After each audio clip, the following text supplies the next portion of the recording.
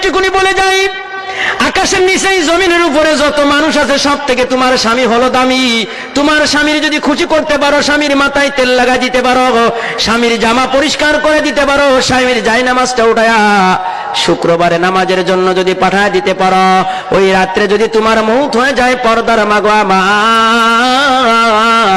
আল্লাহর হাবিব বলেন ফাতাদখুল ফি আইয়াবওয়াবিল জান্নাহ, জান্নাতের যে দরজাতে মনে চাই ওই দরজাতে তুমি জান্নাতে প্রবেশ করতে পারবা। জোরে জোরে বলো সুবহানাল্লাহ। ও পর্দার মাগো,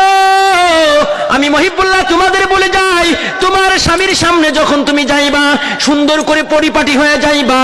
তোমার স্বামীর সামনে যখন যাইবা মাথার চুলগুলো গুছায়া যাইবা, তোমার স্বামীর সামনে যখন যাইবা তোমার জামাটা পরিপাটি করে যাবা, তোমার মুখটা পরিষ্কার পরিচ্ছন্ন করে যাবা, জীবনে কোনো